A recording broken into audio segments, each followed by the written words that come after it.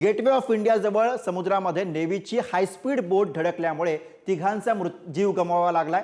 Gateway of इंडियाकडनं एलिफंटाकडे पर्यटकांची बोट जात होती आणि याच वेळी नेव्हीची हायस्पीड बोट समुद्रामध्ये 8 आकडा काढत असताना पर्यटकांच्या बोटला धडकली। त्यामुळे अपघातग्रस्त पर्यटकांच्या बोटमध्ये पाणी शिरू लागलं। हळूहळू बोट बुडू लागली। अपघात झाला त्यावेळी बोटमध्ये क्रू मेंबर्ससह 85 प्रवासी होते। घटनेची माहिती मिळताच नेव्हीची दुसरी टीम घटनास्थळी दाखल झाली। बचाव कार्य सुरू झालं, मात्र तोपर्यंत 3 पर्यटकांचा मृत्यू झाला। इतर 77 प्रवाशांची सुखरूप सुटका करण्यात आल्याची माहिती आहे।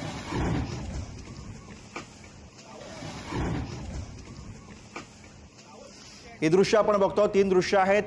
ज्या क्षणी हा अपघात झाला त्या क्षणाची ही दृश्य, जेव्हा नेव्हीची स्पीड बोट या प्रवासी बोटीला धडकली तेव्हाची दृश्य अगदी डाव्या बाजूला आपण बघतो। तर मध्ये ही दृश्य आहेत, कशा पद्धतीने ही बोट बुडाली हे सांगणारी ही दृश्य आहेत। बोट बुडतानाचे हे चित्र कॅमेऱ्यामध्ये कैद झालेलं आहे। तर दुसरीकडे बचाव कार्य त्यानंतर तत्परतेने केलं गेलं, त्या बचाव कार्याची दृश्य आपल्या समोर आहेत। नौदलाची बोट या ठिकाणी आली, स्पीड बोट ही होती आणि ही स्पीड बोट या ठिकाणी समुद्रामध्ये 8चा आकडा तयार करत असतानाच या प्रवासी बोटीला धडकली।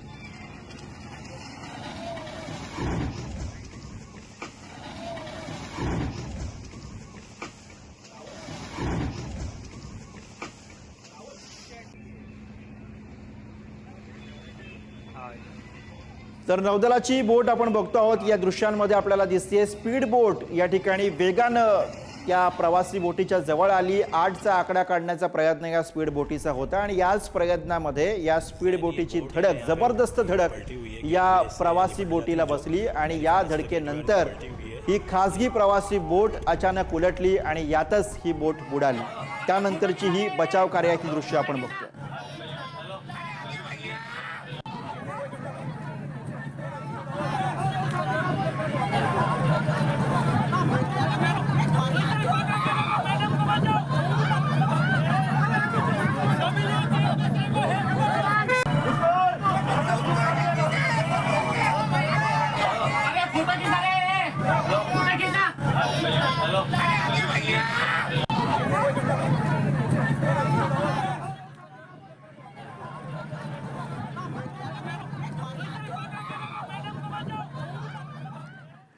तर गेटवे ऑफ इंडियाकडनं एलिफंटा या दिशेने जाणाऱ्या बोटीचा हा अपघात घडलेला आहे। नेमकी बोट कशी बुडाली आपण काही दृश्यांच्या ग्राफिक्सच्या माध्यमातून हे समजून घेऊयात। ही दृश्य आहेत गेटवे ऑफ इंडिया ते एलिफंटा असा सगळा प्रवास। एलिफंटाकडे निघालेली प्रवासी बोट ही एकाएकी समुद्रामध्ये बुडाली। गेटवे ऑफ इंडियाकडनं एलिफंटाला निघालेली ही बोट होती।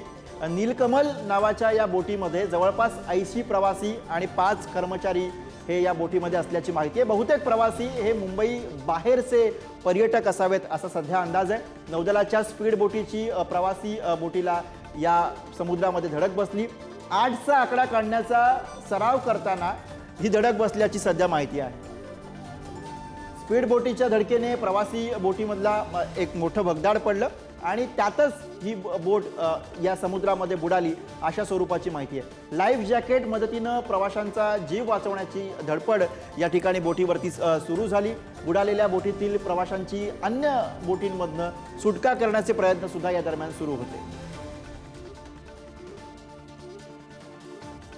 दरम्यान शेकापचे नेते जयंत पाटील यांनी दुर्घटनास्थळाला भेट दिली आणि त्यानंतर त्यांनी काय प्रतिक्रिया दिली आपण बघूया। बोटी मधली जी बोट बुडालेली आहे कळलं का, आणि त्याच्यामधले जे प्रवासी होते ते काढण्यामध्ये शासकीय यंत्रणेला यश आलेलं आहे। आणि म्हणून मला वाटतं की आपण किती लोक या ठिकाणी पोलिसांना पण अधिकृत अजून कळत नाहीये, ते एक 15-20 मिनिटात कळेल। नेव्हीच्याच बोटनी टोकलंय, निष्काळजी पण अरे ती बोट नेव्हीची होती, कोस्ट गार्डची होती का प्रायव्हेट होती काय सांगता येत नाही। पण साहेब 80 लोक जर एका बोटीवरती आहेत म्हणजे हे पण एका प्रकारे बघितलं तर खूप आहे असं नाही।